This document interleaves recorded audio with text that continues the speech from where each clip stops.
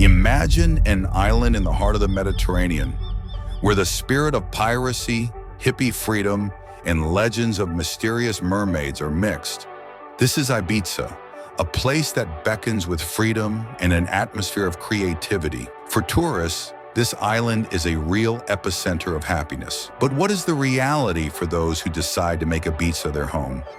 Today we will find out, is life on this paradise island really as carefree as it seems?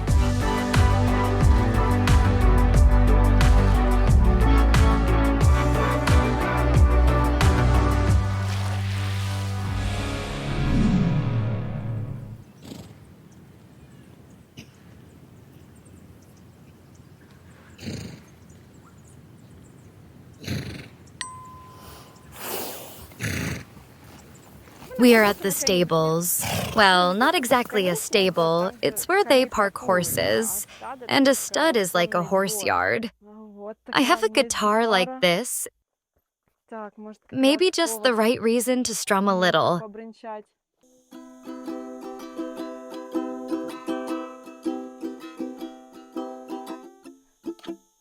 Oops! Marina is originally from Crimea. In her homeland, she was the director of a casting agency. She helped people find their way in acting world. I say I make money by selling people. Marina first came to Ibiza at the invitation of a friend about 6 years ago. The island immediately won her heart, and a few years later she moved here permanently. Why Ibiza? I am from Crimea, from the city of Sevastopol. The first time I found myself in Ibiza, I felt at home. The nature is very similar to Crimea, the sea, the rocks. I felt very comfortable in this regard. Marina lives with her boyfriend Florian, whom she met in Ibiza, and since then their story has become one of the examples of true island life romance. Together they have set up a cozy home in an American trailer and immersed themselves in the relaxed rhythm of Ibiza. Marina takes her first steps in hypnotherapy and explores the possibilities of this technique.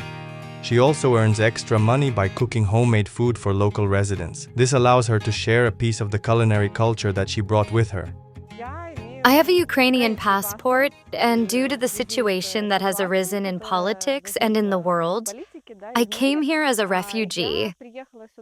Until now, I only came here for winter holidays, and my visa only allowed me to stay in Europe for 3 months. What does residency here give you? A work permit, because before that is, Ukraine was still a third world country and not Europe. If the Poles could work here absolutely legally, then it is now generally difficult for Ukrainians and Russians to get any documents here. If you have a Ukrainian passport, yes, you can get a work document, but the work won't be easy. Hey. That's Florian, my love. Florian was born in Germany and spent most of his life in picturesque Freiburg, where he worked as a carpenter. About 3 years ago, he decided to move to Ibiza, but his connection with the island began a little earlier. The first time I arrived, I just really liked it here, and in Germany, I didn't want to live in a flat with 40 hours work every week and every morning to every evening, and just working to pay for the rent. So I really like the freedom I have here. Florian first came to Ibiza as part of a bike tour of Europe. This tour is a special page in his life. While traveling, he made long stops in cities, looked for temporary work, and with the money he earned, he traveled further. During one of these stops, he found himself in Ibiza. And started working as a farm manager for a vegetable garden and finca. At a friend's place who I met here, and then I went back to Germany for the winter or for Christmas and planned to come back, but then because he wanted to give me a job, but in the end it didn't happen, and I only came back to send my bicycle back to Germany, pick up my stuff, and that's where I met Mariocha, and yeah, how I came back here again. Do you teach him Russian and Ukrainian words? It was really funny when I told Florian that we call him "You are my little fish." What? Fish? What? How you call the girls in Germany? Meine Süße. Mein Süße, it means like... Manzusa. Mine, Süße, it's Sweet. sladký. Sweet. My sunshine. Yeah, Sonnenschein. Sonnenschein. Schatz. It's like treasure. My socks. No, that's what something that you said, but it's not true. Okay.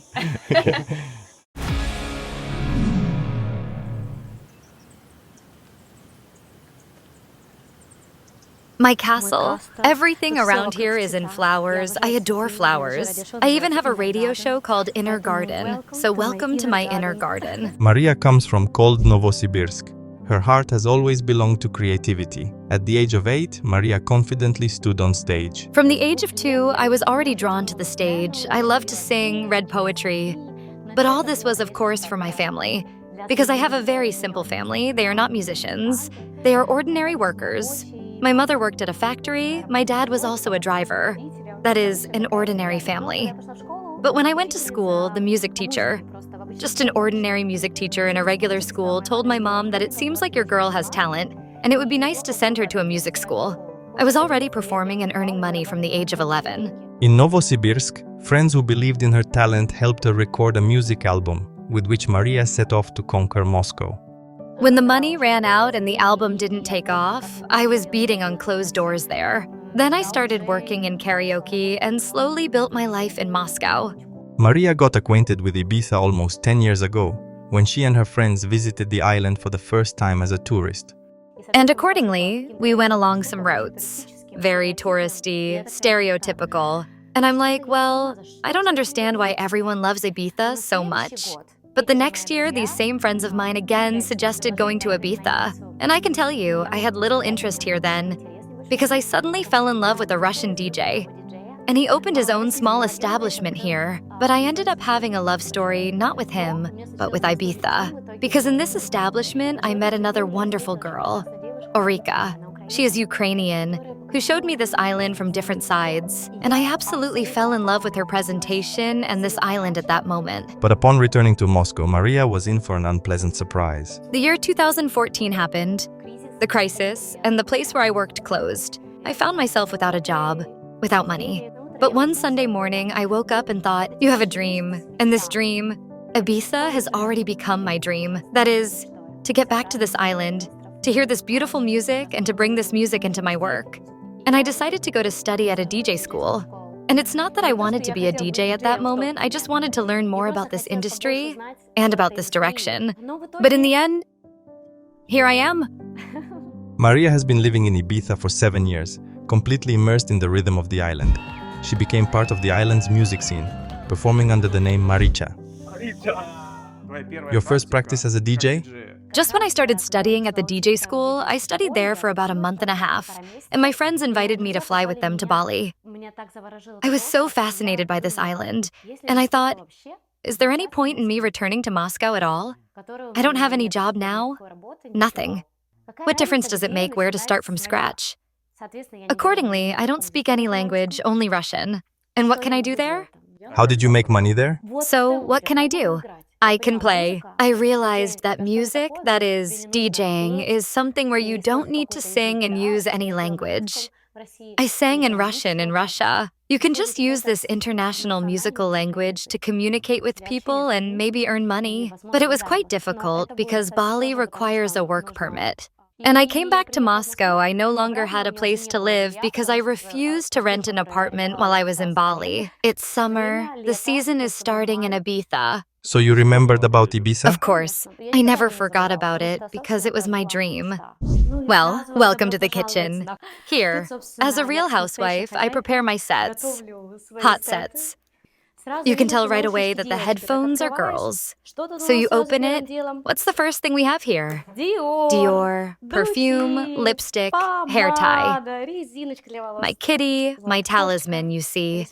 So she also supports me in my performances. Well, this is already such a magical bag. The most precious thing I have, music.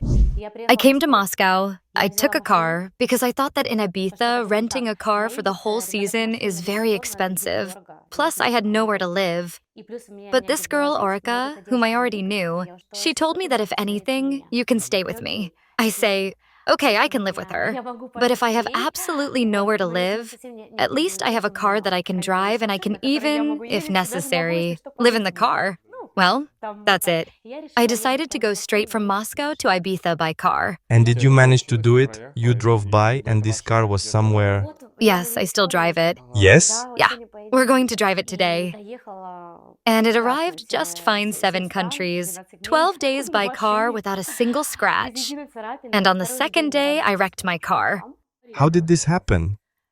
To be honest, I went drunk while driving. So you arrived and was so emotional, like, oh, I'm in Ibiza, I need to celebrate. Friends invited me straight to some club called Leo. Drinking is bad for you. Yes, this is of course very harmful. Maybe let's have a drink before the interview? I mean, some water, some Coca-Cola there, wine, beer. I'm driving. By the way, we can have a little bit of that, a couple of glasses. Oh, by the way, how much is here? Somewhere between 0.24 or 0.3 ppm is allowed here. That's a lot.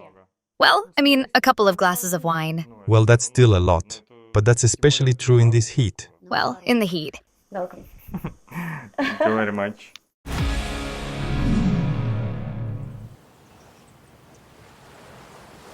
See the swing? Shall we go there? Shall we go for a ride here? Shall we go? Well, I don't even know if it's good to paint a 4-year-old or not. Yulia is originally from Rostov. Her path to Ibiza was long. Even at a young age, Yulia realized that she wanted to find herself outside her hometown. But I immediately felt that Rostov was very cramped for me. That is, I felt cramped in the city. I felt cramped among people. I felt that something more was waiting for me. And I also just went to Moscow. So I came and said, Mom, I'm leaving for Moscow. Even though my parents only gave me an apartment. I had a job. I worked as a merchandiser at a supermarket. After 5 years of living in Moscow, where she worked as a manager of a karaoke bar, Yulia decided to start a new chapter in her life. 7 years ago, Yulia moved to Ibiza. Here she organizes women's circles, creating a space for deep changes and self-knowledge. These meetings became for her a way not only to help women find harmony within themselves, but also to feel part of a unique community on which the island's strength is built. I'm a little embarrassed to talk about my spiritual world. Although in circles it's always really good and at consultations, but on camera... Yulia met her future husband Fabrizio in Ibiza. Here in the unique atmosphere of the island, they are raising their beautiful daughter Ariana. In general, Ibiza is such a very energetic place, a place of power. We have an island here called S. Vedra. According to the geomagnetic field, S. Vedra follows the Bermuda Triangle, and it immediately reset me. I lose my phone with all my contacts, with all my photos, with everything. And since I had a Thai card, I lived in Thailand for 5 years. And here I made my first transaction. And the Thai bank blocked my card because they suspected that I was not in Thailand. Vladimir, some water still, not carbonated? Or maybe kombucha? What is kombucha? I think it's kombucha, and it comes in a variety of flavors. This one is with ginger. I wonder, try it and tell me. Reminds me a lot of our kvass, and in my opinion, since it is fermented, it has 0.01 ppm. Let's drink to love and acquaintance. Oh, I'm drunk.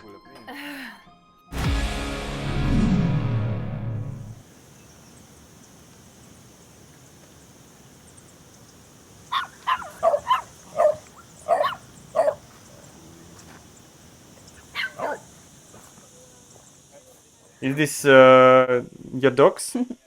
This is, they are my friend's dogs, and I'm like the dog nanny. Samira was born and raised in a small town near Düsseldorf, Germany. She has been passionate about the beauty industry since school and made her dream come true by opening her own salon. However, the pandemic has become a serious challenge for her. Her salon had to close. It was a turning point in her life. I'm looking for like other options where I can travel more or work from all over the world. 2 years ago, she decided to take a bold step.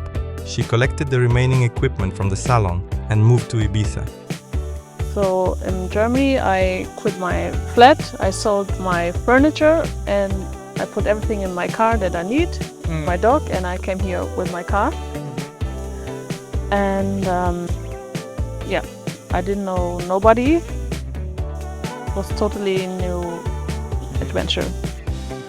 And I came here because I wanted to leave Germany for a long time because the weather is bad and the energy is very, depressing. So, and people are, it's a lot of stress there.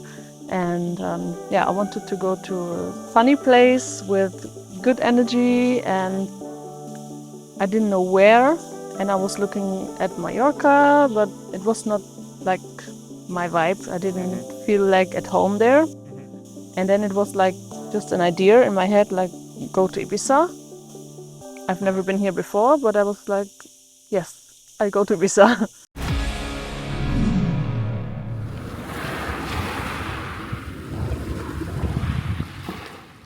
Tell me about the difficulties you faced when you moved to Ibiza. It's very expensive to rent a place, and if you come here in the summer, it's just out of the realm of fantasy to find a room or apartment here. Even with money, it's out of the realm of fantasy. Because the island is very small and there are a lot of people who want to come here. And this year, there are even very few workers working in restaurants. In hotels, because renting housing is very expensive. That is, the salary does not cover housing and there are not enough employees.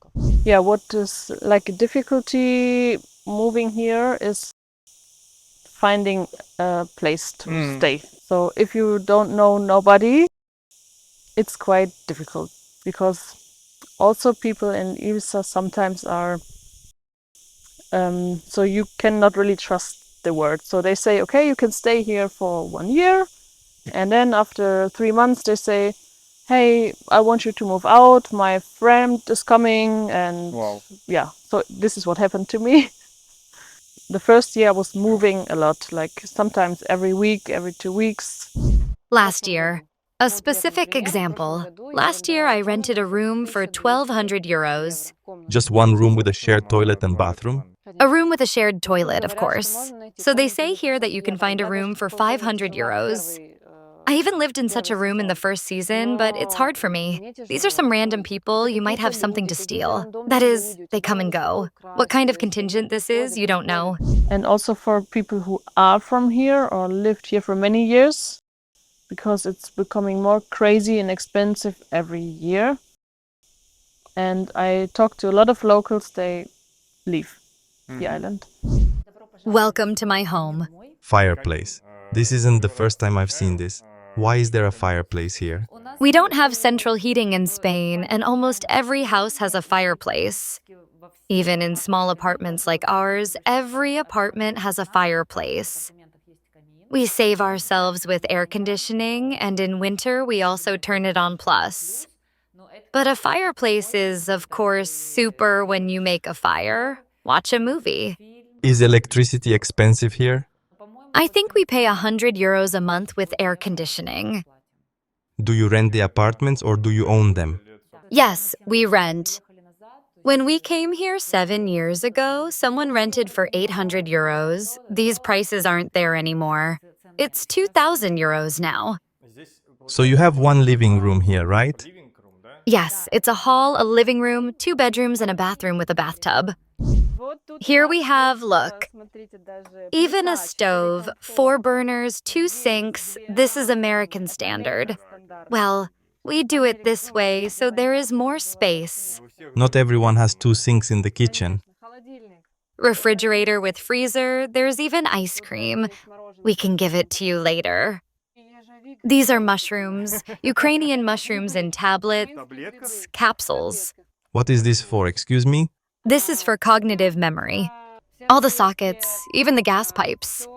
Everything is different. Not like in Europe. Everything is different in America. Everything has to be bought, redone in a new way. There's even a toilet with a shower here. There's a shower over there. Well, there are all sorts of other cleaning things there now. Listen, this is a pretty big shower. Yeah, American standard. And here's our beautiful bed where we can sleep 3 of us if we want. This is the house we bought, but we didn't buy it alone. We bought it with another family. Yeah, you share this house. He's still on credit, that is, it's not fully paid off. Plus, there was this story, he was under occupation. Do you know what occupation is? There are such rules in Spain, if people illegally occupy your house, you can't just throw them out. Yeah, yes. So, the owner of this house wanted to sell, but it was occupied. And it cost somewhere around 400,000 euros. But that's a very cheap price. And he fixed that price while they were trying to get these occupiers out of this house. It was in a terrible state. Illegal occupation of property, or squatting, is a serious problem in Spain. Squatters, that is, people who illegally occupy empty apartments, seize up to 40 houses daily. Squatting in Spain was made possible by a 1994 law, which allows people to occupy unused property without the owner's consent. Moreover, if the invader can prove that he lived in the apartment for a certain period of time, the law will side with the invader. For this purpose, occupants order pizza delivery on the first day of their stay and keep the receipt with the date, to use as proof of the start of their stay. Yeah, so here we are in a house from my good friend. So she's traveling a lot, and then I can stay here and take care of the house and the dogs. And yeah, this is one of the favorite places in the island. So in the middle of the island. So in Ibiza, the houses are quite old and made for hot summers. So it's more, keep it dark and protect from heat. So yeah, big doors, big walls to protect from the sun. Yeah, here's the kitchen, and this is also typical for Ibiza houses, like the wooden roof and fireplace, because here's no heating system for winter. So if you're lucky, you have a fireplace. So for the winter time. What temperature in winter? I think the coldest is 10 degrees. Yeah, but humidity can be 100%. This is a tree from Ibiza. It's called Sabina. It's very stable. Yeah. And no worms go into the wood. That's why they use it. So it's long lasting. Yeah, and here all the houses are white, and that's also why you call Ibiza the White Island. Yeah, because all the houses are white. And yeah, that's one of the reasons why I like it so much, or was attracted to the island, because it's pretty and you can see the Ibiza center from here. And when the sky is blue, when the sky is clear, you can see Formentera and the cruise ships. How much degree is typical for this place? Typical is 27 to 30, but right now we have 37, 34. or at nighttime was 29 still. You really want to drink here all the time? It's hot, very hot. Are you okay with this? I really like it. I love it. You're like a Siberian. I'm like a Siberian who moved to the south. I love the heat. Come on, cheers. And here I am in Ibiza. What to do? I know one owner of one wonderful place, Sunset Ashram. Was it the first time back then? When I was still a tourist, yes, my friend Ulrika introduced me to the owner of this beach club. So this is the first person who became your guide to the music industry in Ibiza? Yes. How much did you earn the first time? I think 150 euros. This is my piano. It's like my meditation, I just like to sit down and play classical music because I have a classical music education. I graduated from music school as a child. Sometimes I sit down like this and play Beethoven.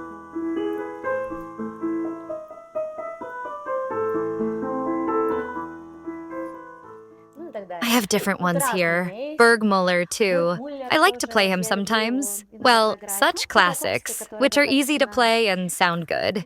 I was nervous. I even started sweating. I haven't played for a camera for so long. How difficult is it now for a young DJ to get into such performances in beach clubs, for example? At least perform once a season. How hard is it? Of course, it's very hard. Ibiza is a place where everyone wants to perform. It's like a quality mark, business card. It's like Hollywood for cinema. First of all, there are a lot of big parties where DJ stars perform, and we can't compete with them there. And accordingly, a lot of DJs, among others, come to Ibiza. And they really want to play and are ready to play for free and are even ready to pay for it to play or to get into some lineup or some establishment.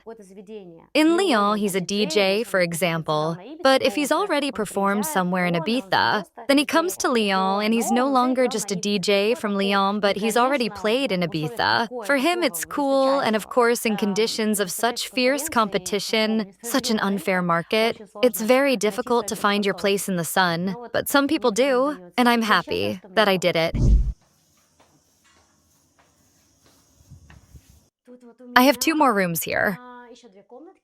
One room is also a guest room. This is such a cozy one, also with its own bathroom, and with such a beautiful picture, which I painted myself. Are you still painting? Yes, in winter when there is time, inspiration. Accordingly, the main room, as they say, the master room, I spend my time here. And accordingly, this is the view I wake up with every morning. Well, not bad, overall. I like it. That's it. Let me share this view, this beautiful view with you. That's where the San Antonio side starts. There are local beaches. How do you rate your skill level now? There are stars, there are beginners. Where are you? Well, I can say that I am quite a famous DJ in Ibiza. As a local DJ, because I have my own radio show on Ibiza Global Radio. That's very cool for any DJ. And it's one of the most famous radio stations in the world about electronic music. I have my own weekly radio show there called Inner Garden. I'm in high demand here, but I'm not a star. And accordingly, I don't have star fees. For me, it's more like a resident job. When establishments book me as a resident, for example, every Tuesday I'm there, every Wednesday I'm there, and every Thursday I'm somewhere else. And what restrictions are placed on you as a refugee? What can't you do?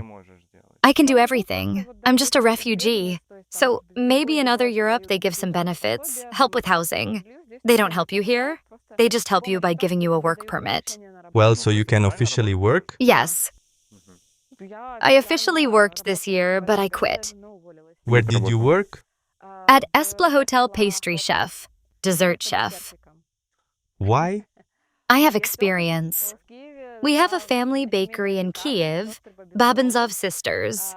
They produce desserts for more than 40 coffee shops in Kiev. And now this bakery continues its activity. Well, it's not bread, it's desserts. Now you are here, the bakery is there, it is working, everything is okay? Yes, it works.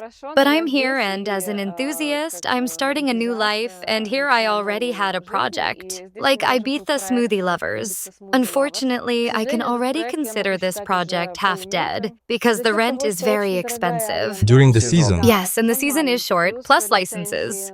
And plumbing problems. Even the Spaniards themselves, they don't want to work with the Spaniards. They prefer to work with the Germans, with the Poles. The rented room was only 3 by 4 meters, a very small space. Where was it located? In San Antonio. The rent is about 8,000 euros a year. In the end, the lease just ended, but the business never started. My idea was to sell something healthy, since San Antonio is considered a place where people only come to drink and do drugs.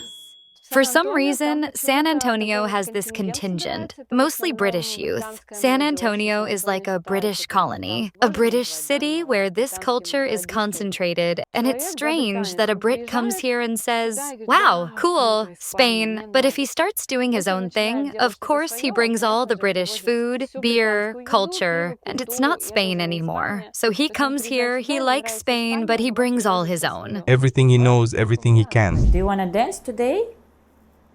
Huh? You wanna dance? Yeah. You're gonna dance for Vladimir? Say Vladimir. Our Ariana is so wild, a wild rose. You know how hot it is outside. Ariane, Ariani, please, honey, do you want ice cream? More ice cream? Yeah. Come on, then listen to your mother.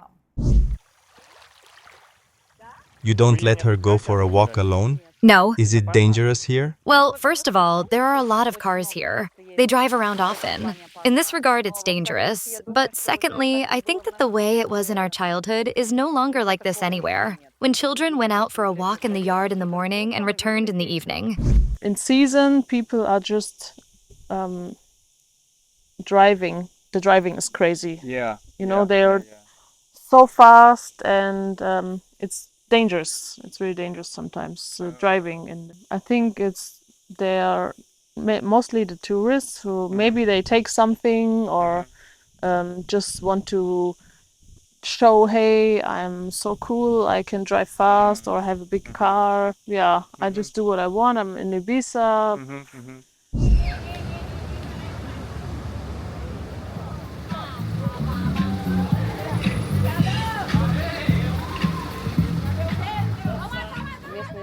Locals experience some discomfort because if it's September or October, school has already started.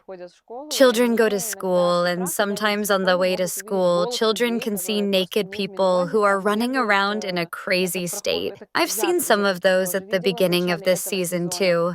Just some naked young lady who was walking along the road insane. That's right about the fact that children see and absorb all this. It's very cool here for pregnancy, for a child up to 5 to 10 years old, but for teenagers in Ibiza, it's not safe.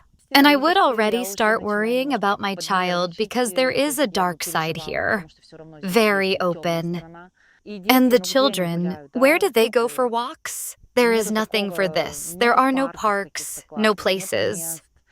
When I look at teenagers aged 12 to 14 and see who they are friends with, I would like something a little different for my daughter. Even though this is not in my life in reality, but as a mother, my motherly heart worries so that my daughter does not get into some bad company of people.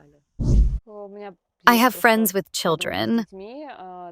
There is an acute problem that young people already in schools start using drugs, start drinking alcohol, start stealing, because their parents don't give them money for it. And there are even juvenile crime organizations. Children from 13 years old, they are not little children anymore. They go to higher education, and then it's a matter of luck. It's really hard to control a child when you live on such a beautiful island.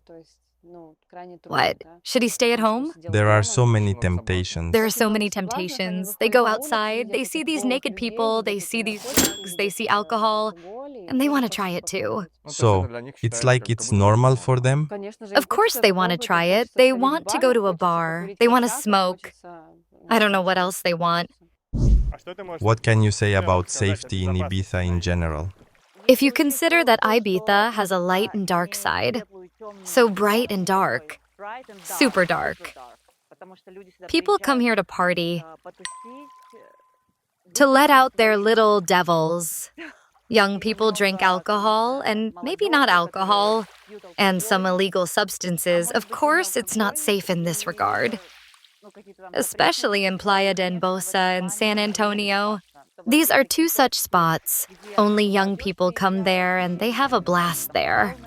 Ibiza is one of the 4 large Balearic islands. In addition to Ibiza, there are Minorca, Mallorca, and Formentera. In the north, there are quiet villages and hippie communes that settled here in the 60s of the last century. But the south is the territory of pirates, or rather those who have preserved their spirit to this day. The history of Ibiza remembers the times when its bays served as a shelter for real pirates. Modern pirates are noisy tourists who come here in search of endless fun and freedom from all sorts of conventions. And San Antonio and Playa de Embosa are the 2 main pirate camps, but there is a gradation here too. If San Antonio is a haven for simpler pirates, those who know how to have fun without spending too much, then Playa de Embosa is a port for rich filibusters. It is here that the 2 most commercially successful clubs are located. This is Ushuaia and High Ibiza. Ushuaia is known for its daytime parties with world-class DJs, and High Ibiza, located on the site of the beloved Space Club, offers a modern club atmosphere. The nightlife and clubbing scene in Ibiza can be summarized very briefly. These are the popular clubs in Ibiza. This is how much the entrance fee is on average, and these are the popular DJs that come to Ibiza to perform every year. That's about it. In San Antonio, there are Irish pubs. There is a whole street that smells of beer, vomit, all mixed with alcohol, of course. There are also some strip bars. I'm scared to go there at night. Well, not that I'm scared. I just feel uncomfortable there. It's not my vibe. I don't like hanging out like that. Bei den Bossa and the Ushuaia, High, these places are, people go there to be seen, to show, or like rich kids or people with money, they just want to be there and just to say, I was here. You know, I don't know if they really enjoy it or have fun. They just want to be and be seen. And there are a lot of drugs there. The energy, yeah, I don't like. Tell me about your childhood. How comfortable was it? My childhood. I would go back to my childhood and stay there. I am the daughter of a captain, the granddaughter of the Minister of Industry, food industry, or fish industry. I don't know, in God's bosom. My sweetest memories are when I was lying on my grandfather's stomach in a hammock and eating black caviar with my finger.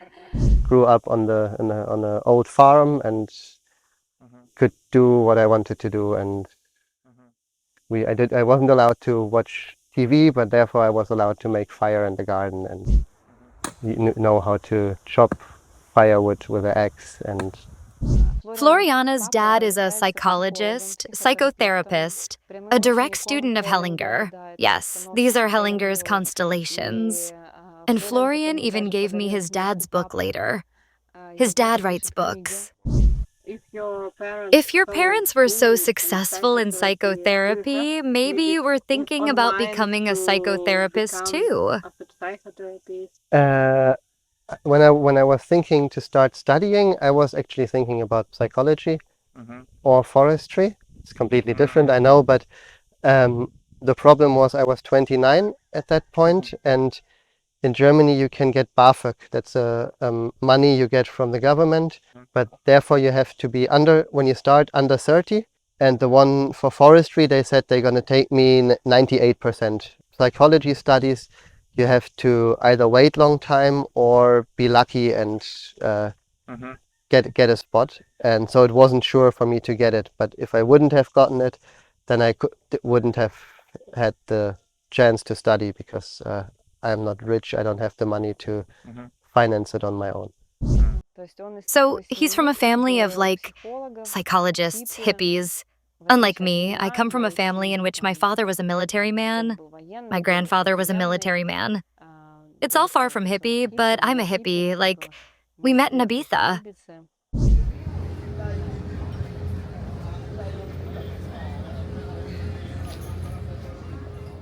I'm not just who chose this place. Behind me is a monument to the hippies, a father and son who came to the island to stay and live here.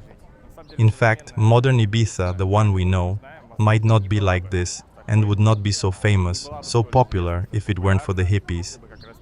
They were the ones who made the island their refuge in the 60s and 70s of the last century, found corners of peace here, and began to develop this community, which grew into something so modern. They were the ones who became the guide to this modern Ibiza that we all know. Let's talk a little about hippies. How important are they to the island, as a symbol of the island?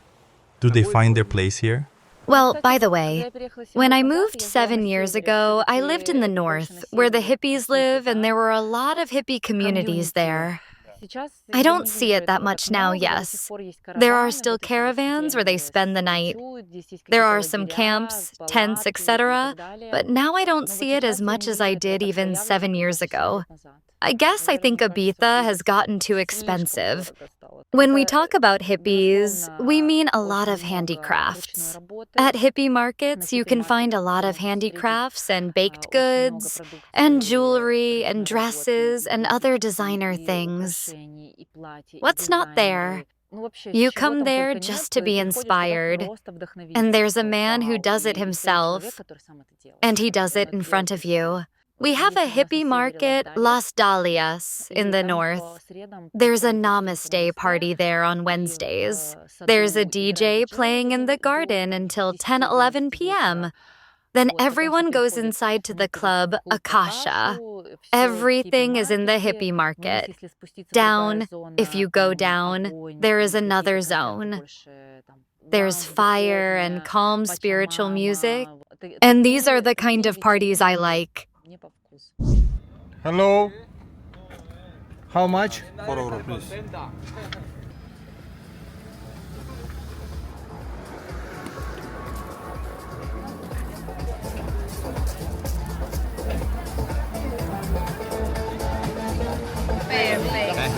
Perfect. You can come in pasando, ¿vale?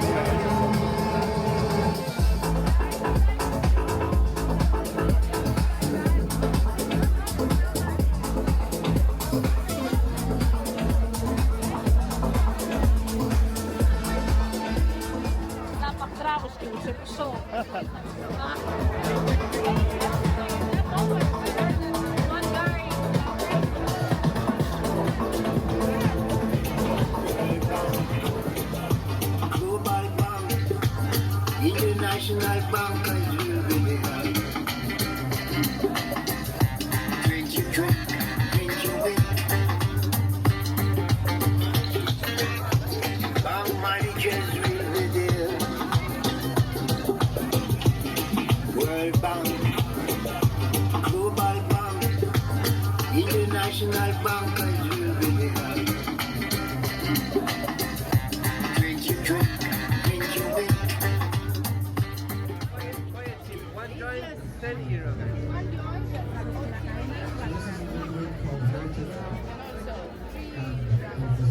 Responding? Responding.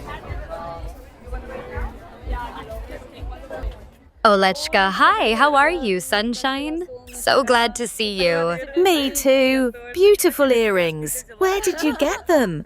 This is Olechka, my beloved, delightful, inspiring. As a representative of her jewelry, I am all in her jewelry. I am very glad that we know each other. She decorates all the women of our island. Meet Olya and Ron. Olga is from the capital of Belarus, the city of Minsk. She used to work in advertising where creative ideas and creative thinking became her calling card. Ron is an American from Maryland, a psychologist by profession, who always felt a craving for life beyond the usual. Fate brought them together at a music party in India. I turned around, Ronnie turned around, so there was this contact. Love at first sight. Instantly. And at that moment, he took me by the hand. We went out with him, danced for 5 minutes. Then he said, "Let's go to the beach, shall we?" On the way to the beach, he asked, "Come on a trip with me?" I said, "Well, you don't even know me." He kissed me under the full moon. I say, "Now you know. Let's go." That same night, we moved my things to his house, and in the morning, we left for Nepal. It was a great trip. I remember that roof of the bus. We don't know each other, but it turns out we do. Inspired by the bright colors and uniqueness of India, they spent 5 years on the island of Goa.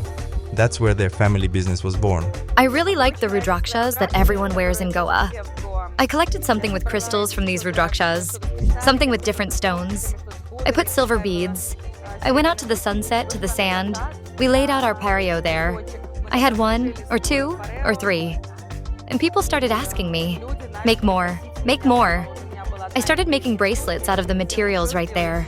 These rudrakshas cost 100 rupees there. I sold them for 1,000 rupees, then for 1,500 rupees. The rudraksha saved us many times when we were reset. And here we also started making jewelry with this rudraksha. We still have it, by the way. Want us to make you a bracelet? Olga and Ron have been living and working in Ibiza for over 10 years. The couple continues to create unique handmade jewelry. This activity has become their main occupation and source of income. And the jewelry itself is a reflection of their history and worldview. So it turns out that we, from hippies on the beach in Goa, have grown into a world-class brand. Paris Hilton, Shakira, and assistants of famous people came to us.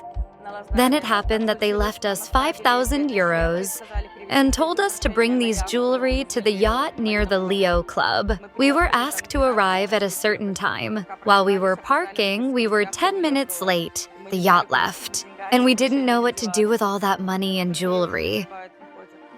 Tell me about this place. Las Dalias is one of the oldest and the most iconic places on the island because the founder of Las Dalias, Juan, it's John Mary John. He was when the first hippies came, he had a bar, so he started this. He kept this place for the hippies, you know. Yeah. So the real hippies from the 16th, and it's very iconic because a lot of legendary musicians have played here, and it has a lot of history. And the thing is, with this place, they keep it very rustic. They don't make it like Ushuaia style. And they keep it very focused on people who are artisans, people who make special things. How much does it cost to rent a space here? 1,000 euros a month.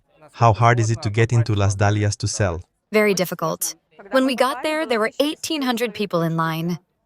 Just to trade here? Yes. And the rest of you have to stand in line under the olive tree. Every place is special, but this is a very, I wouldn't say hippie, but it has the hippie roots. You know what I mean? It's got the hippie roots and it's got the artisanal, creative flow. Our neighbors have been selling at this market for 35 years. There are people who are the oldest hippies. They don't have any documents. Do you consider yourself a hippie? No. Your lifestyle, doesn't it resemble the lifestyle of a hippie? It may sound familiar to some, but we use maps and fly on planes. Well, hippies, first of all, won't spend 2,500 euros on housing like we do. So we're not hippies anymore.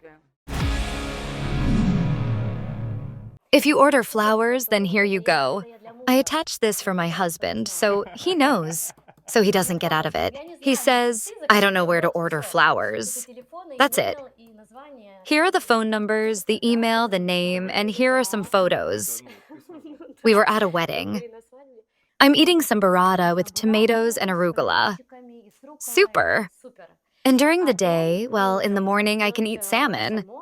So like fried bread, salmon, also arugula, tomatoes. Well, basically the same composition, only with bread. What's in the freezer? Here, ice cream. Want some? I don't see any meat. You don't eat meat? I was actually a vegetarian. Well, for about 8 years. But then I married a Spaniard. I put up with it for another year. And then, well, you know, this tradition of theirs is very culinary, tied to meat. This includes all kinds of ribs and pork and this jamin. And accordingly, a year later, I began trying piece by piece. What is your average fee for a performance now? I can give you the spread of that year, the lowest fee and the highest. Come on. This year is not over yet. Maybe the biggest one is yet to come. Last year, the cheapest was about 170 euros. For the performance? For the performance, yes. The biggest fee was 6,000 euros. Where did you perform? It was a private party. We can't talk about him? Well, better not, because a private party is a private party. Being a DJ, it does impose some restrictions, especially if I play for some rich people or famous people.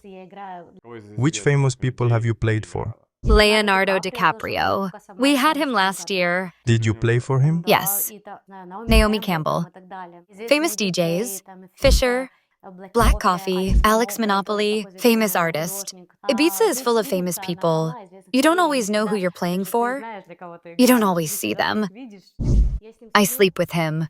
When your husband is away? When my husband is away, and my husband is rarely here in the summer because he works in Barcelona. So Alberto is my friend.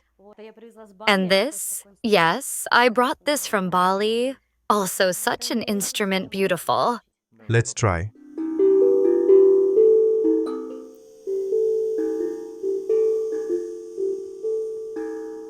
And this one? Maybe some unusual order, unusual performance. Where have you been? I performed at a party, a private party, and they built a whole circus there just on this villa, with a real dome and all sorts of acrobats and elephants and bears performed there. And I also played, and it was just a private party. I like to watch this, how people can spend money beautifully. And this is also a talent. This is straight out of 1940s Hollywood. This is straight out of real vintage. My husband and I bought it in a vintage store here. In the evening, when it's dark at home, I turn on the soft light. I play the piano, light candles around, a glass of wine. Romance. Do you imagine yourself in a movie? Yes. Each of us is making a movie about our lives, and everyone else is just a spectator of my life. You are a spectator of my life at this moment, and I am a spectator of yours. Horses even love banana peels. They are a delicacy. The banana itself may not be very good, but banana peels are a treat for them. It would seem so, right? Yes, well, a little bit is fine to give them. Can they eat the pulp itself? Good. The pulp, of course. But they can eat a lot of things. But cucumbers, by the way, I gave them cucumbers. They don't really like them. Because later I read that cucumbers are not good for horses and donkeys. They get bloated from them. Tell me about your work on the island. What kind of activity is this? So, well, my first official job was in a bar. What was the situation? I arrived, the money was already gone. I paid for some time for rent in Kiev, for renting a studio. I rented a studio for castings. I got a job at a bar in San Antonio. It was a pizzeria and a bar. Because I have experience. But it wasn't that simple, and I started working before the season. The preparatory period, I first worked as a construction lady. This is a person who paints walls, plasters. But the hardest thing for me was that I earned €8 an hour. Initially, there was an agreement that I would work for these €8 an hour. And when the pizzeria opens, I will be able to earn some percentage from sales. But my minus was that we didn't discuss this percentage at the beginning. And when I asked this question to the owner... Is the owner Spanish? No, he was Belgian. He got really angry. He started yelling at me, throwing things at me, and he told me, "That's it. You're fired. You're twisting my balls." Don't twist my balls. That's what he said. You can work for 6 months, but if you get laid off after 6 months, theoretically you can get unemployment benefits of €400 a month. But they don't give you a contract for 6 months, they give you a contract for 5. Because if it's for 6 months, they have to pay more taxes to somehow cover the benefits later. So, find year-round work. If you don't speak Spanish, it's very difficult. Because it's a seasonal island and a lot of places are closing, laying off staff, and only the very best of their people remain. That is, if you're a newcomer, it's very difficult to find a good job with a salary of €3,000. Such salaries exist, but if you don't know Spanish and you don't have experience, then you'll work like me for €8 an hour. If a person has some kind of special technical education and he'll be an electrician, for example, he'll most likely earn more here.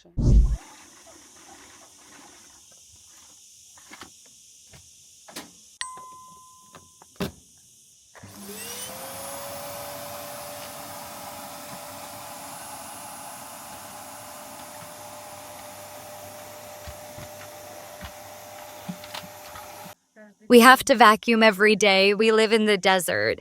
There's always dust, some kind of hay. A lot of dust? And there's a lot of dust, yes. Every day I just wipe the dust here. Very dry climate, a lot of burnt earth, horses, and it all comes with the wind. Dust often flies in. Yes, we have to do wet cleaning very often. I went to look for a new job and I went to work, of course, after the interview in a clothing store.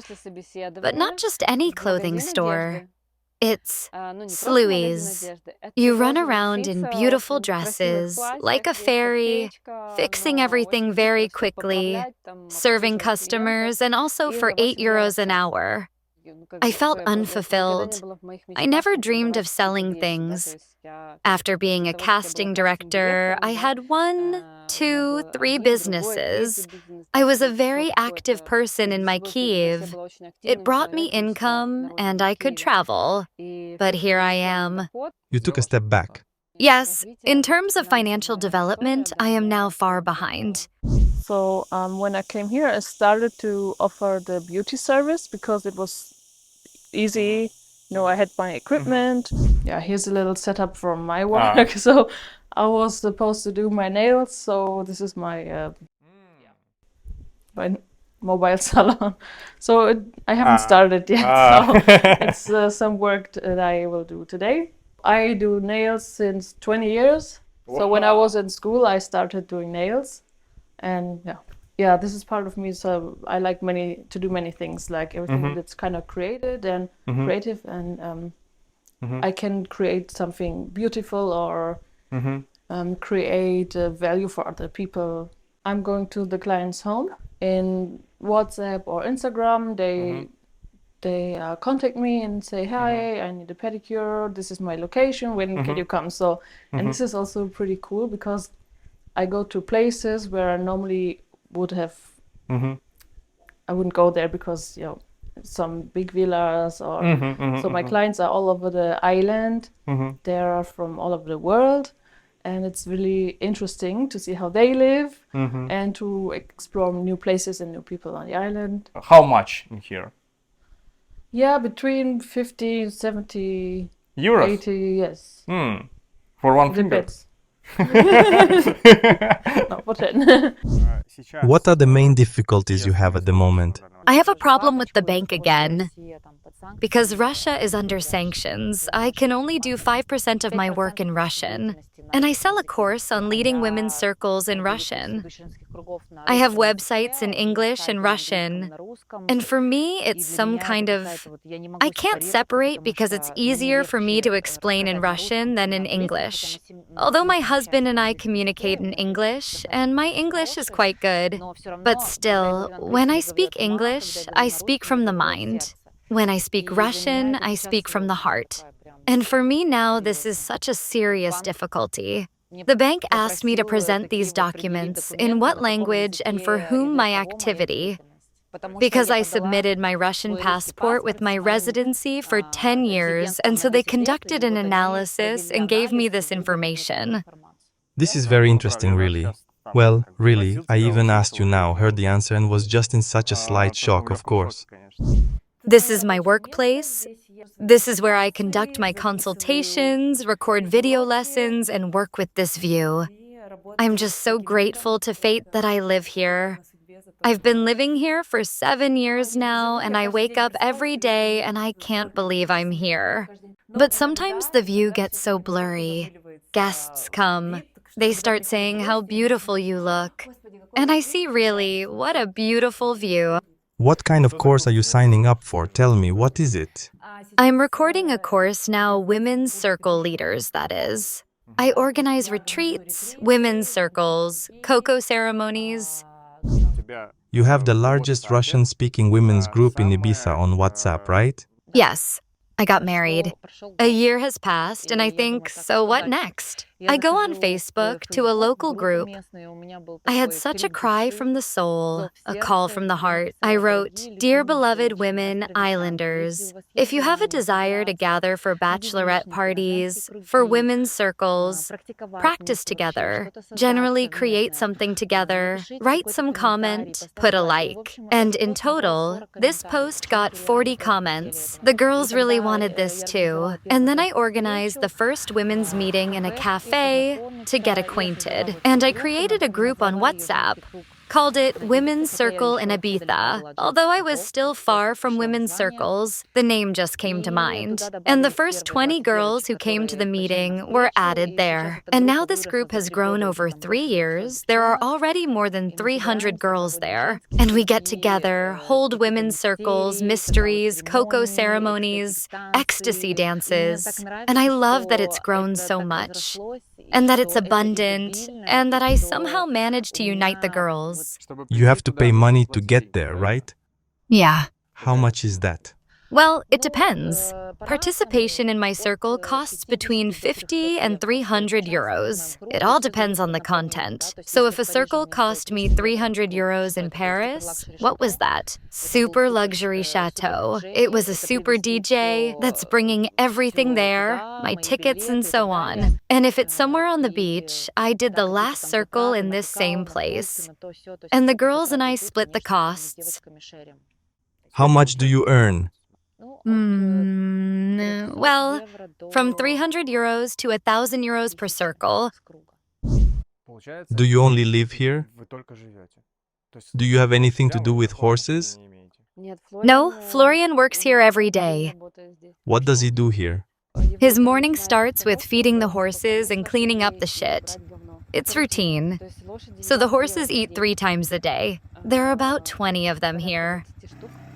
And every day you have to clean up the shit. I feed the horses, I take care of that there's always enough food, so I do the orders, take care that the volunteers, the helpers have work,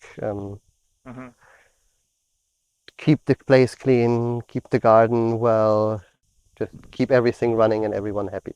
And I really like being outside and working with my hands, and that's kind of meditative for me. Here you can see it. Yeah, you can see How much water, fresh water, black water and grey water. Okay, the grey water it's from a sink and shower. Black water it's pee and poo.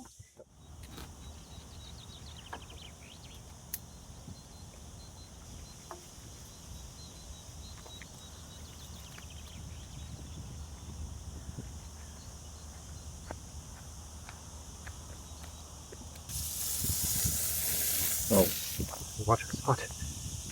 Because the pipe is hot, the water is boiling hot. Now we should have hot water. Yeah, exactly. It was even Very hot. Yeah. And now I have to wait 15 minutes. Why did you choose this lifestyle and this work?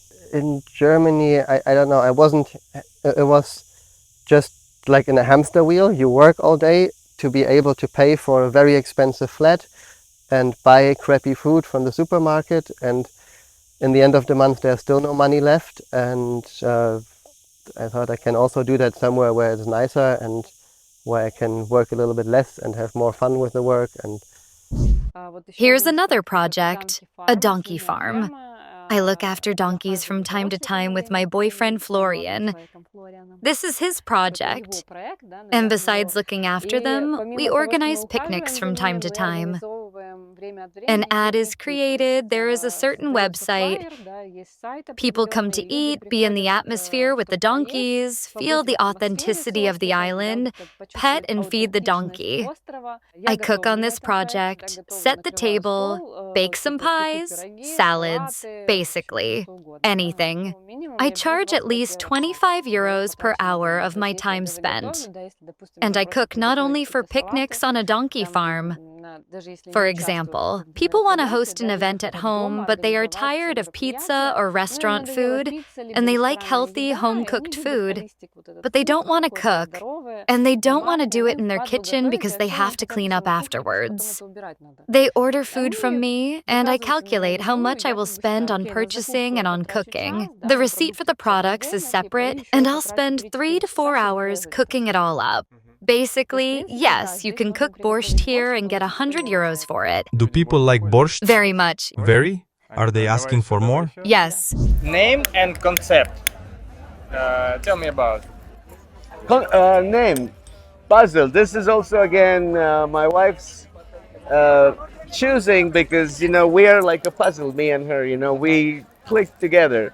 So we just came up with this, and the concept is like the catchphrase of what you say is stories you wear. And every piece we design has a story. So we say you just don't wear a piece of jewelry. That's why it makes us special, because you can buy a bracelet like this for 1/4 of the price. But for us, it's based on something that you've come up with, you design and you create. So puzzle, stories you wear. The production itself, what does it consist of? We have a lot of materials. We have traveled all over the world. Besides that, we are also jewelers. We know how to cut stones. We studied in Nepal.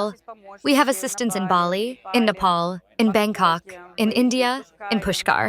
So your production is scattered all over the world? So it's not just a local thing? Where did you make it, sell it? We order materials. We make them here too. Carving, for example. These ones from shells. It's hard for me to put it in myself. This is made in Bali. Who does all the sketches? Me and Ron. We are the designers of everything we have. We don't sell anything we didn't design. And if I make jewelry for someone, then I will search the internet, choose this person's number, their stones, then by numerology, then by combination, by design, then by this person's size. While you figure out the best option based on all factors, this may, of course, take time. Stupid perfectionism. What income does this activity bring you? Well, it's very hard to say. For example, we earned 2,000 euros today, but we invested 1,000 of them because jewelry is expensive. How much, for example, your ring? Under 55 euros. The bracelet costs 255 euros. You can't just copy it because it's not machine made. How much does it cost to make such a decoration? Bracelet, 55 euros. Ring, 35 euros. I'll be back soon. Change into a goddess dress. I'll be ready in 5 minutes, and we'll go perform. Goddess is ready. Haven't eaten anything today. Still got some beer. Opened. Well, why let it go to waste? Done.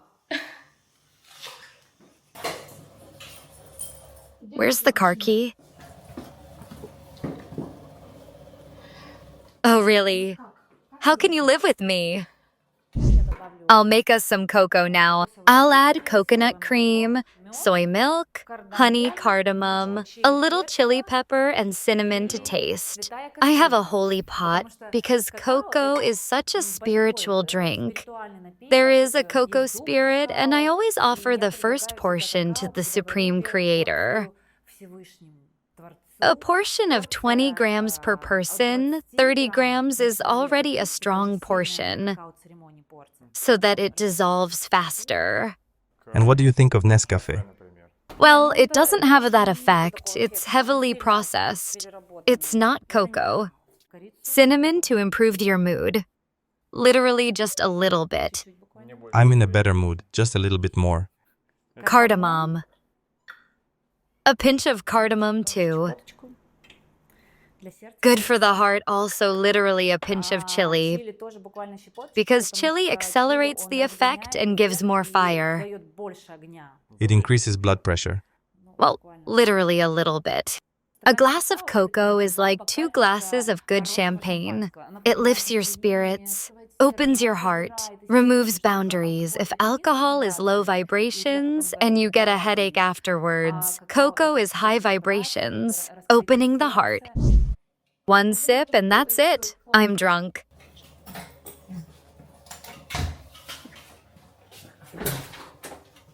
Bon voyage. Goddess with an apple. Eve. Holy stirrer. Holy stove. The stove is not holy. Fish is cooked here from time to time. We are vegetarians. We do not eat meat, but we eat fish. Me and Ariana, my husband does not eat fish.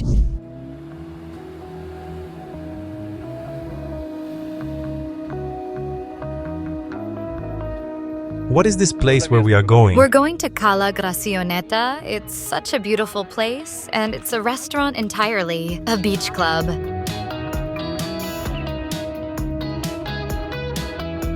Is it normal for you to be driving a convertible and there's so much dust? Well, we're in Ibiza. Well, there wasn't that much dust while we were driving. You saw there wasn't that much dust. There's just that much dust here. When there's that much dust, I try to close the roof. The cars here are never clean. That's impossible. We always drive around in such dirty cars. I was recently at a party at the Amnesia Club and they slapped me. So you didn't stick it on? No, that's how they do it. Forced promotion. When I used to party a lot when I was younger, I had stickers all over my car.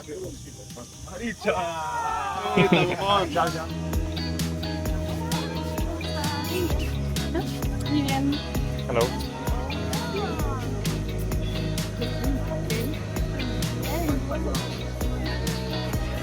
Hola. DJs that perform in Ushuaia, High Ibiza, these commercial places, usually they are famous DJs. How much do they earn?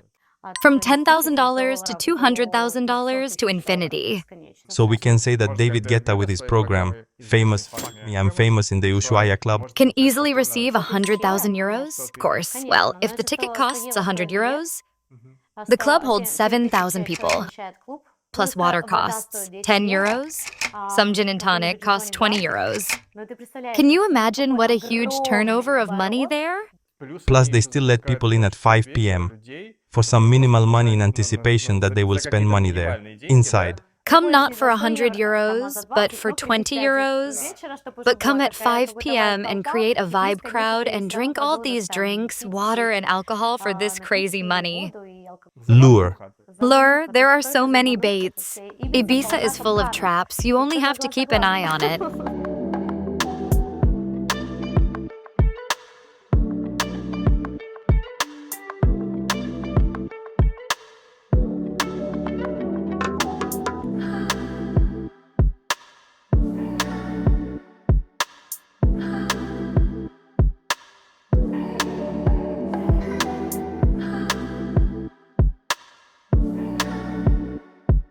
Gracias, amor. Muchas gracias.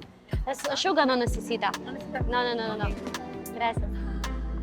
When I'm late, I put on a long track and then I can go to the toilet, powder myself, get ready, analyze everything. Here is house music. Here is down tempo. But from that year, and here is down tempo from this year, the only flash drive that doesn't have a chord. Let's put from this year and from that year. Because in this place, I play such down-tempo music. You are inserting these flash drives now. Then you will mix them together. Yes, I will mix flash drives, music. That's what a DJ does, right? Basically mix two flash drives. It's funny, of course. It's very stereotypical that only in this is only a fifth of our work. This is Constantine, by the way. It's considered a pony. It's still a pony, huh? Yes, it's a small horse.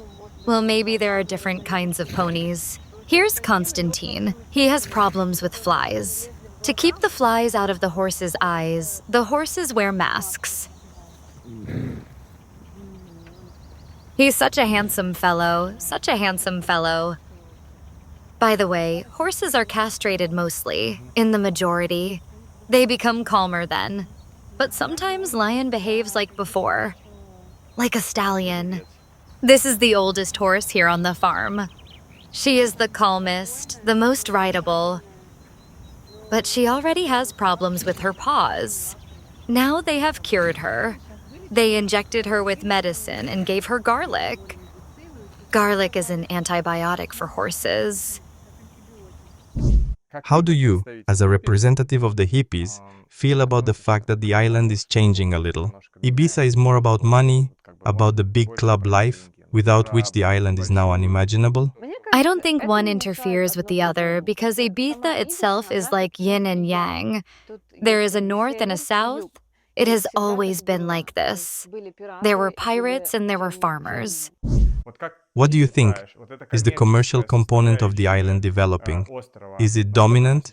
And does it spoil the feeling of Ibiza? Ibiza, of course, is already a little different. Global things are coming to it, but this is inevitable. For example, 2 new shopping centers will open soon. There was nothing like this before. There were only small shops. Of course, to some extent, all this kills local business. But we can't resist and oppose it, and I can say that, of course, all this feeds us. We can scold these tourists, their bad taste in music or whatever, but all this feeds us, those who live here. And we should thank the tourists, that from year to year tourists come to us, leave their money, find something for themselves here, and we create for them this atmosphere, this holiday for which they come. There is a major stereotype about Ibiza. I think you know it. I'll say it again. That Ibiza is the club night capital of the world, always, at all times, and so on and so on. Can you dispel this stereotype? Do you agree with this anyway or not? I agree with that. So from Monday to Sunday, 24 hours a day, you can get to some party anywhere. So I still go and see what kind of club it is, what kind of restaurant it is, and endless parties at villas, and millionaires flying in on private jets. So there could be a millionaire at a party who flew in on a private jet and a hippie who lives in a trailer, and they're discussing some interesting, out-of-this-world topic. So all those lines are erased here, and that's really cool. And there are a lot of open-minded people here. Everyone is getting to know each other. That is, this is some kind of party mood and a lot of club life. Of course, but there is another side. There are a lot of spiritual themes here, but everything is in balance. Lots of light and darkness, too. It's very balanced here. Ibiza is a pirate island. It's considered... Pirates, hippies, slaves, and a fourth one, I forgot. And were there mermaids here, too? Ah, mermaids. You see what you come to see. You know what I mean? It's like, for me, when people come, yes, the whole billing of Ibiza is based on the clubs. You're completely right. You know, all the nightclubs, parties, but that's, I would say, probably 3% of the whole. You can go hiking here. You in the north where you are, you have the remnants of the hippie culture still here. You don't see, like in the south, all party crowd. So it's a lot more than this. You know, just the beaches, just the energy of the place, everything. You know, you can, like, for instance, if you come looking for a party, that's what you're gonna get. But if you come with the open mind that you want to see this place, then you get to really visit the whole. It's big stereotypes in the world that Ibiza, it's nightclub, it's... Of course, the nightclubs here, they are massive, they are very big, they have a big program, and they have the money to pay for the most expensive names. People. Yeah, but for you, it's another place.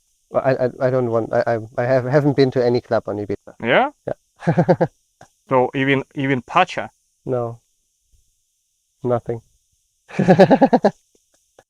That's some stamina, man. I don't know, I partied so much in my life, and a lot, and in Germany, and then I was tired of it. I've never been to this place, and You've never been? No, I don't want to go. For 2 years? And, no.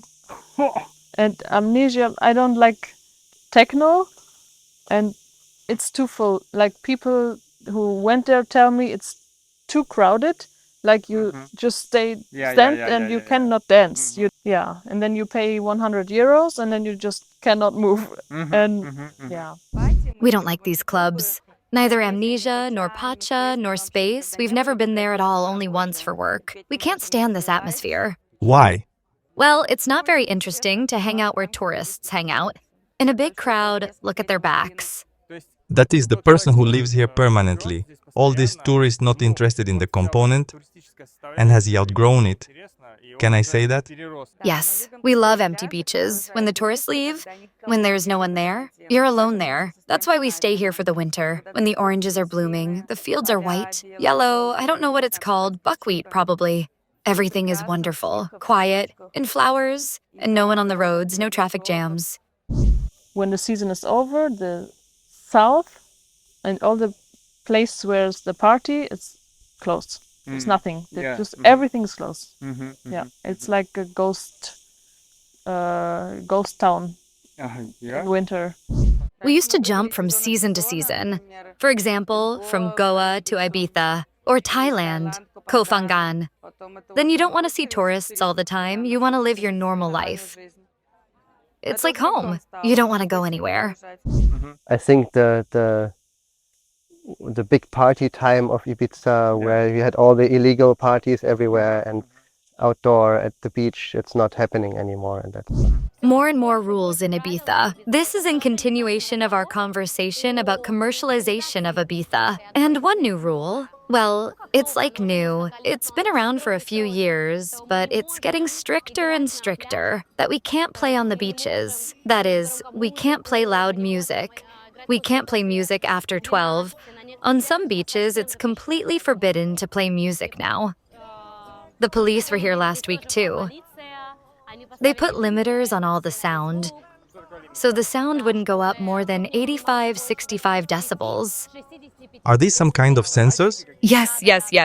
And they block your sound volume. Or a fine?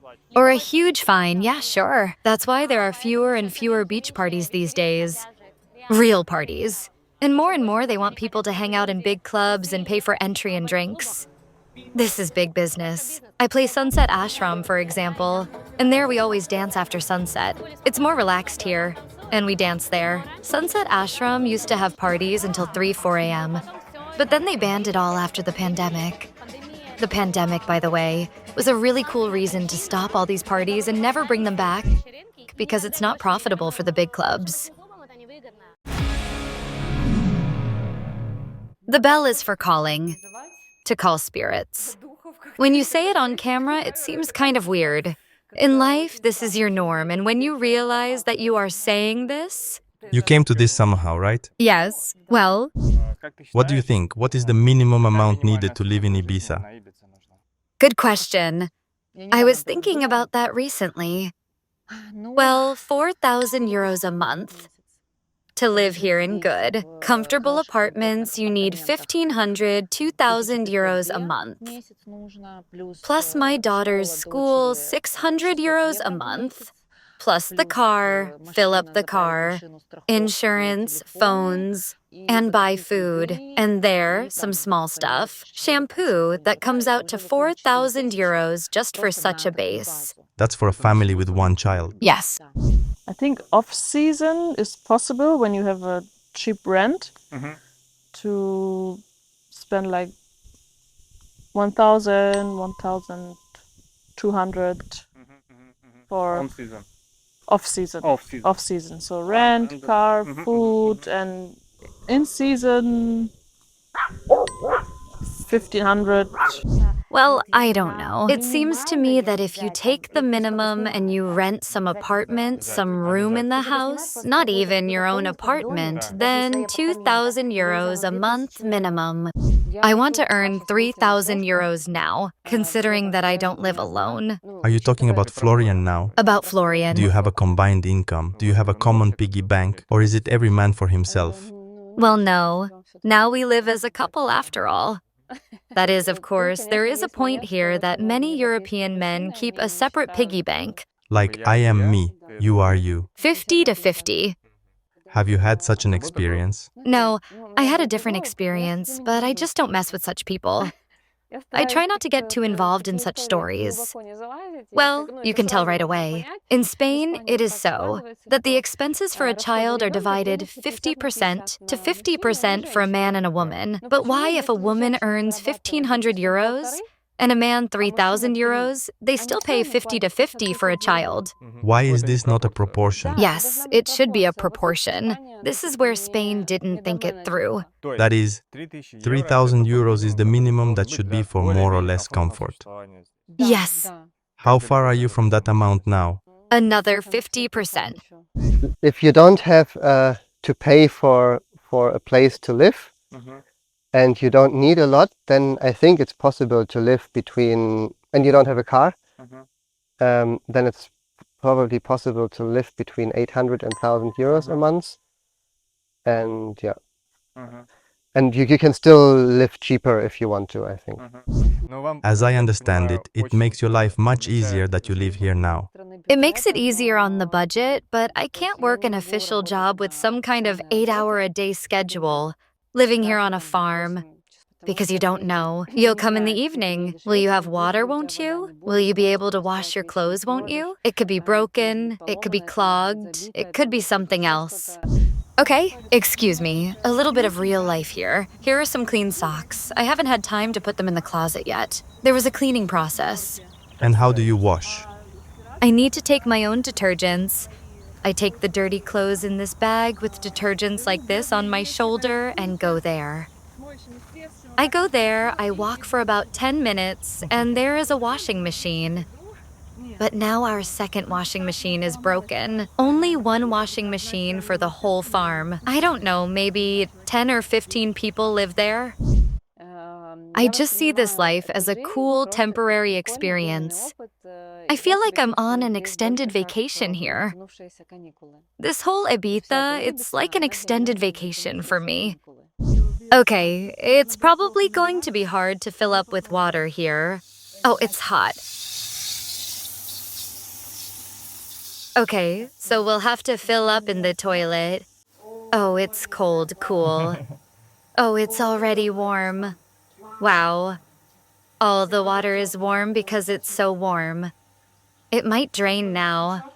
I'm just getting some water because we're out of water in our trailer right now, and you need to fill the tank to the brim. To be honest, I'm an amateur in all this. I'm more of a city dweller. I love hiking, but I'm not used to living in such conditions. I just have to live like this for now. Did you find anything you liked here? Yeah, Maria. Oh, so sweet, so sweet. Is this your first relationship here on the island? Yes, a real one, yes. I bring for you water. Oh, yes, means for my face. No, you are good. 100% good. Just maybe I just drink water if you want. You can just to be more fresh. To feel. So we have water. You move alone, yes? Alone with my dog. But making friends or meeting people is very easy. Yeah. Spanish people or the local people are super friendly and helpful, so they always help me, even if they didn't know me. What about Tinder? Tinder, It's not popular here. I don't know, I don't use it. Dating apps, I don't know. I just know that there's really something about the island when you come as a couple. Most of the couples to move here, they split. Yeah, what's a little bit funny, when I arrived here, I was just interested in meeting people, making friends. And like everyone I met, I just wanted to make friends. But of course, some guys, Spanish guys or Argentine guys, they don't want to be friends. So we met, and after 1 hour or 2 hours talking, they was like, "Can I kiss you?" And I was like, "What? No, I just want to make friends." So this would happen to me like 2 or 3 times, and I asked my friends, "Hey, is this normal in Spain?" Yeah, it's normal. They say, like, Spanish guys, they don't want to lose time. Did you move here alone? Yes, I moved here alone. You have a husband now. I have a husband. Tell me how you met. It was an interesting story. We met in that very sunset ashram where I started playing, but that wasn't the first year. It was already the second summer, when I was already a resident there. I already had several places where I play. I already spent the winter here, which is very important. Wintering in Ibiza is very important to put down roots. Because in the summer, there are so many people, so many tourists. It's hard to understand who you need and who's important. All the people are mixed up. And in winter, the people who create Ibiza stay here, and you have the opportunity to meet the right people. You have the opportunity to position yourself correctly, and they will see you as a local too, and not just as another tourist DJ. They get focus. Focus, yes. And you get the right contacts. And after that first winter, I already had more places where I perform, but I continued to play with Sunset Ashram. I played and was completely involved in this process.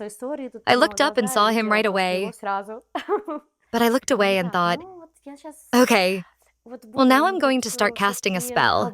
I think I wonder if he'll pay attention to me. Did the style of music change right away? No, but some of my inner feminine vibrations rose. 5 minutes later, he was already next to me, patted me on the shoulder, started telling me how much he likes my music. I thought, keep talking, everyone is telling me this here. He asked, can I leave my backpack? Backpack? Okay. After some time, he came up to me again and said, I like your music so much, and this is a track by Jan Blomqvist. And I know that I uploaded this track only 3 days ago, and it's a very fresh track, and at that moment I understand that he's not just a chatterbox. And he can also use Shazam. How did you know? How did you know this story? No, I didn't know. Was that really true? Well, listen, I didn't know at the time. I thought he didn't just want to meet me, but he also really knows his way around electronic music. I gave him my card with my SoundCloud, and the next day he already wrote me something, and he wrote it on WhatsApp. I didn't give you WhatsApp. It was a business card, so you just listen to my music. But he still wrote to me, so delicately, intelligently, and beautifully, that I answered him rather coldly at first. But he continued writing. Isn't that how it usually is? If you're a DJ, they take your contact information and they write to you the next day. Come play with us. At our villa, we have drinks and everything. And everyone wants something from you, to use you. And he didn't behave like that. He asked, maybe you're hungry. Maybe he should invite you to one of my favorite places. Do you know the difference between Valencian Paella and regular Spanish Paella? Do you like flamenco? Do you want to go together to see the most famous flamenco artist in all of Spain? He's coming to perform in 3 days. I say, how interesting, which means I've never seen anything like this in my life. Usually everyone invited me to clubs, Pacha, Leo, but he showed up in a completely different way and that interested me. And I fell in love with him. With his cool vibe, so calm, patient, caring. And a year later, he proposed to me. But then he finally told me that he saw the Jan Blomqvist track on Shazam. What a great guy he is. Is he local? He is Spanish, yes. But he is from Valencia, but he does not live in Ibiza. We have another house. We live in Catalonia, near Barcelona. He has a business there, and accordingly, when I live here in Ibiza, he sometimes flies to me. What does he do? He has his own company. They produce motorcycles for professional sports, for the racing categories, pre-moto, Moto 3. These are the categories before MotoGP. That is, smaller motorcycles approximately for the age of 10 to 16 years, for this category of riders. Is this your official occupation? Are you employed? Yes, of course. Then I simply wouldn't be able to work everywhere. At first, when I first arrived in Ibiza, there I still somehow received money in envelopes. And besides, it was easier then. Everything is very strict about this now. Nobody pays in cash for a long time. Well, except for private party, and not everyone. This is my official activity. I am employed through my husband's company. I can open my own legal entity, of course. So I'm employed through his company, and I make invoices, of course, every month for all these establishments where I play.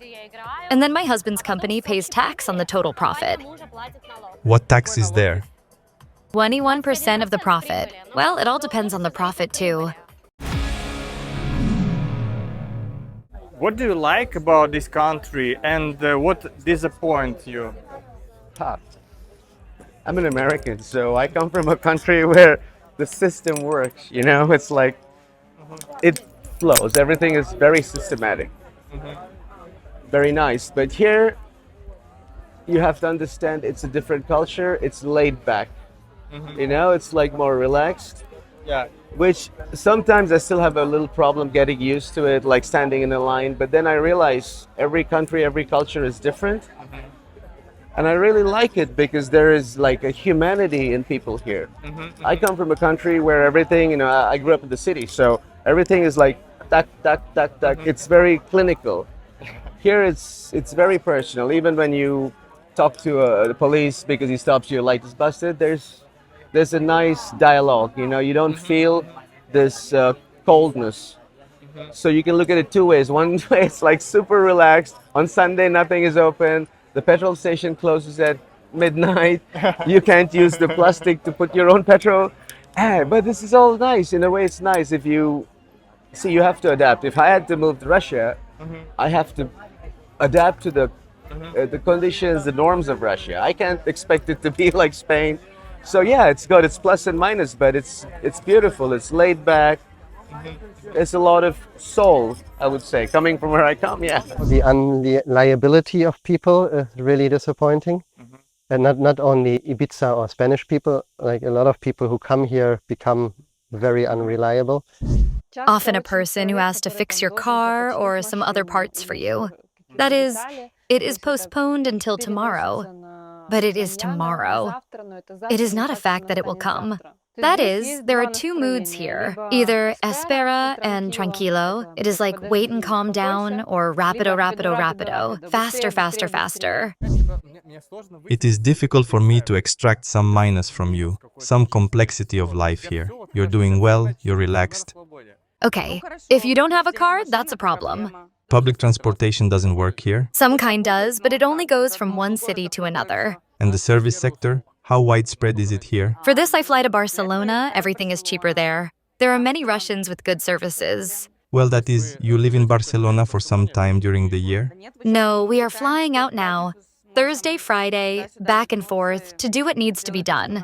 For example? Go to the hairdresser, to the beautician. Oh, so even like that? So some household items? Get a blood test.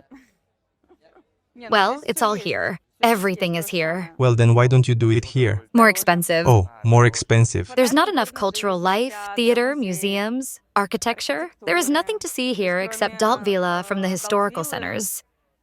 That's why we fly to Mallorca, for example. You come from Mallorca and it seems like we are in the countryside. Or you can fly from anywhere. I like the countryside. I love nature. What do you miss? What I'm missing? Yeah. A little bit more structure and a little bit more... Beer? No, beer they have enough. Even cheaper than in Germany. The only thing that's cheap here, beer. Everything else is expensive, but beer is cheap. I don't know why. Did you have expectations when you came here? Are there any expectations that weren't met? There were expectations. That is, I wanted something bright and beautiful. It seemed to me that if I came here, I would be able to realize myself in marketing. That is, to run someone's Instagram, shoot videos, something else. Or they'll just give me a yacht. I came here without expectations. That's because I didn't... Well, okay, I thought it would be way more terrible with party tourists, and I didn't think you could also find places and because you only hear about Ibiza as a party island. That was also the main reason why I didn't want to go there. I thought, like, it's expensive, it's party, and it's just going to look like the mainland.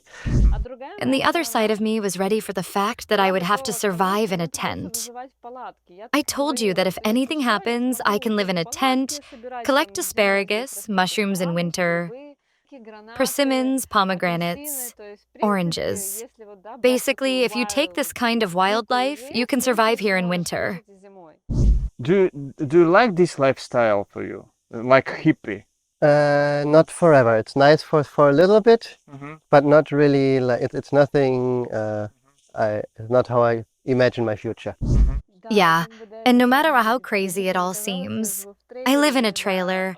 Sometimes I go into the bushes to relieve myself. Well, that's the gist of it. You're a girl, first and foremost. I like it when my hair is combed, even if it's not very combed, but it's cut when my legs are shaved. That is, I'm not a very wild person, although I can live like this. That is, there are contradictions here. On the one hand, here it is, the wild life. And on the other hand, you adapt. That is, I am for symbiosis. So it's ready? Ripe? Yeah, but someone wanted to eat it too. Before us.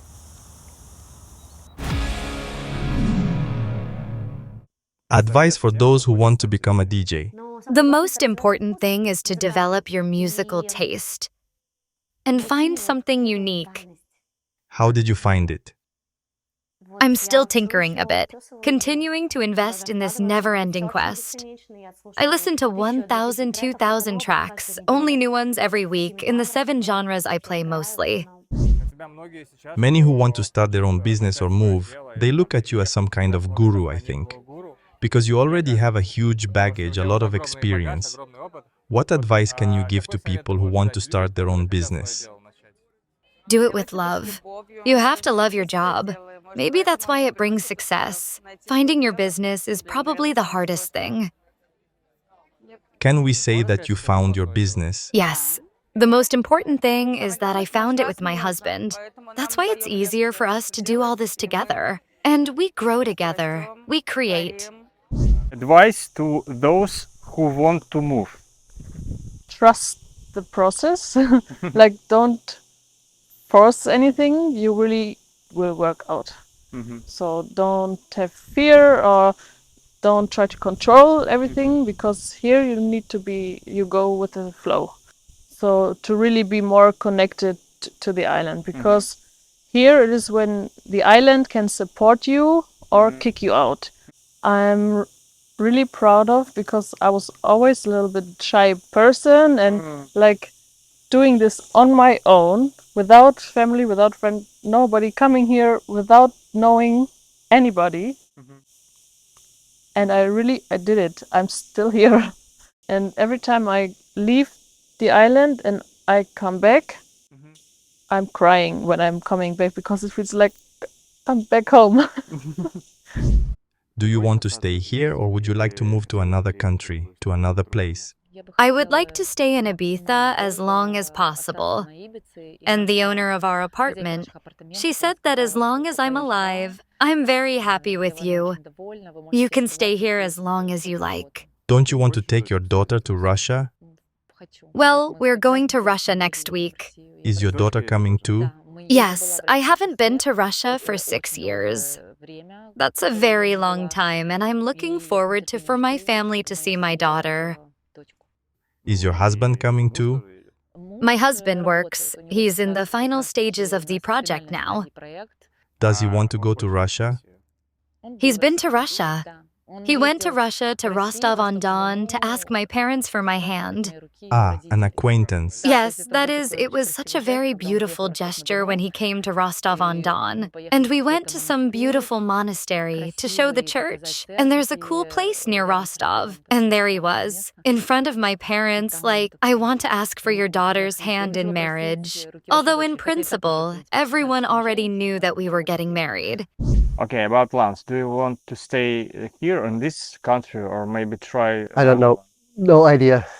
I don't have to stay here. Right now it's nice here. But for the future, there are a lot of other nice places in the world as well. And we'll see what opportunities turn up. And well, to be honest, I'm not sure that I'll live here all my life. Quite often I have the idea that Ibiza is not my thing, because the prices are very high. I don't know. I don't have basic comfort yet. When I come to Germany, I feel more comfortable in many ways. I miss the sea, because I'm from Crimea. I'm a mermaid. I already talked about Ibiza. It's an island of hippies, pirates, mermaids, slaves. At the moment we are looking for another place to live. That's a little bit bigger and more comfortable. That's the main goal at the moment. This is not so comfortable for you. It's not comfortable for two people, and especially when it's outside. Now you can be outside, but when it gets cold and wet and you have to be inside, then it's very squeezed. Yeah, it's hard to imagine life forever in this place. Yeah, but it's never the plan to stay in a caravan forever.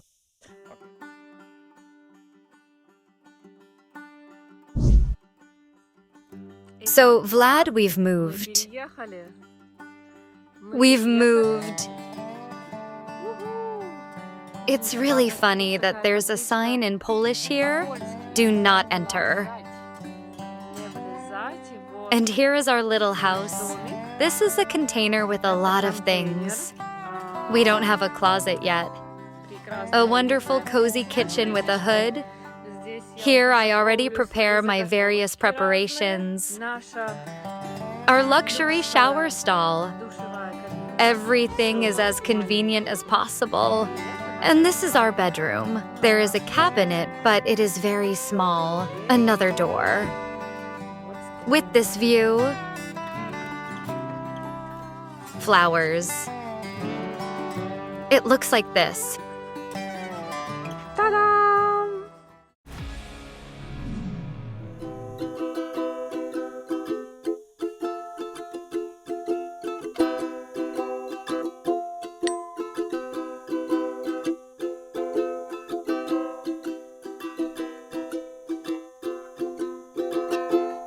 Well, the soundtrack is ready for the video. Cool.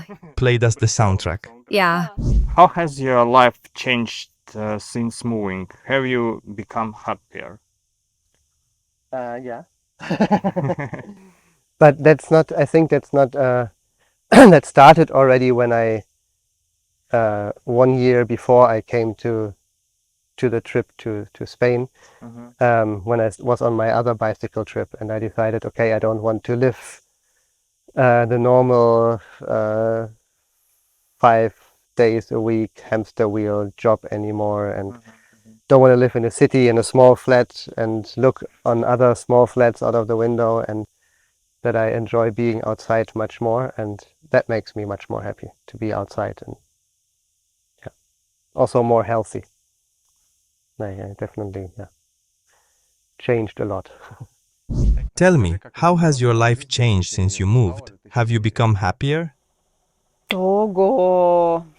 I can say yes. Even though I had everything, I really wanted to move.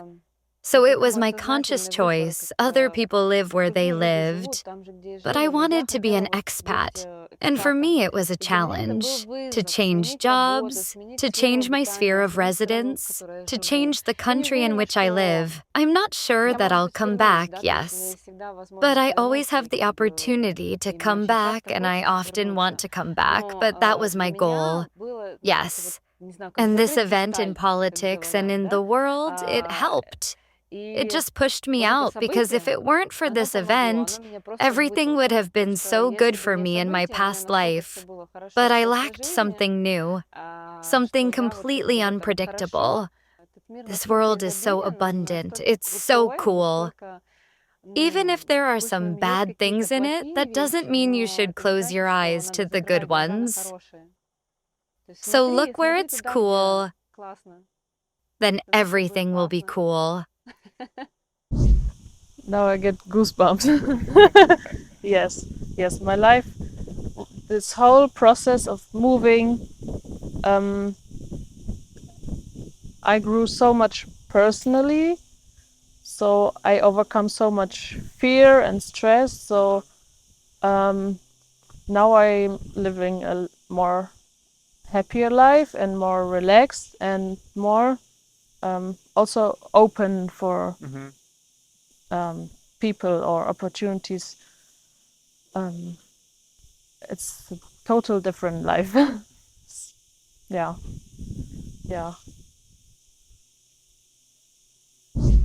How has your life changed since you moved? Are you happier? I'm a happy person. For me, happiness is basically a basic state. But overall, of course, I have become much freer internally and externally. A little less limited in some frameworks, less limited in the system. In the rules, I loved myself more. I have less self-criticism, less thoughts that it's too late for me, that I'm not pretty enough or not young enough. That is, a European consciousness has appeared, especially in Ibiza. People here are in acceptance of each other as they are. People are in love and respect for the world around us and each other, and for ourselves, and this, of course, has greatly changed my attitude towards myself, first of all. And probably, yes, I have become happier. How has your life changed since moving? Oh, wow. Have you become happier? Absolutely. I would say 1,000%. Simple. I mean, It's a place where, I mean, every person has an individual journey. My journey, I've been able to find myself here. I don't have to, I live the life where how I am is not how I had to go to work.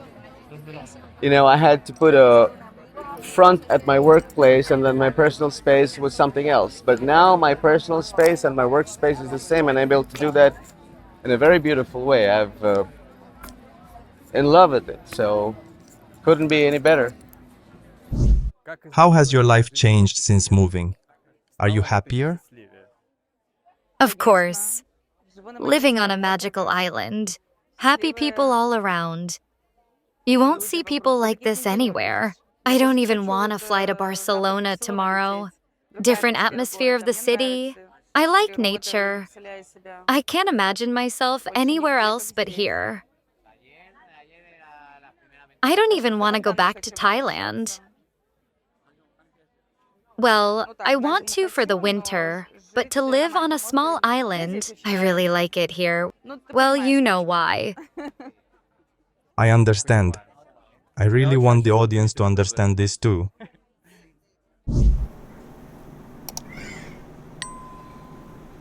First, I ring the bell. Offer the Lord to accept my offering. I apologize if I did something out of order. This is from the heart for you, beloved. And 15 minutes after you offered the Lord food, water, or cocoa, after 15 minutes, it is consecrated food, consecrated water. So you can drink it later? Yes, so in 15 minutes, we'll have holy cocoa. How has your life changed since moving? Are you happier? I grew up here. So in Ibiza, I went straight from kindergarten to university. I had to grow up, but I am very grateful for this period. I am happy that here, I am in my place. Well, I guess I should drink our wonderful drink. Yes, I made us cocoa. You could say we almost made it together. I always have this tradition. When I pour cocoa, look into the eyes and say, "Thank you, I accept." And you can repeat, "Thank you." Thank you. I accept. Remember yourself as a little girl in childhood. What did you dream about? I always dreamed of being an artist. To create joy and inspiration for people on stage.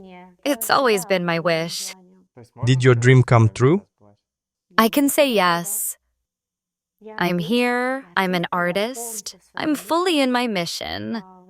I inspire people, create joy, share my energy. Of course, I also receive admiration and applause from them. And feedback, which fills me with inspiration again. And this is such a mutual exchange.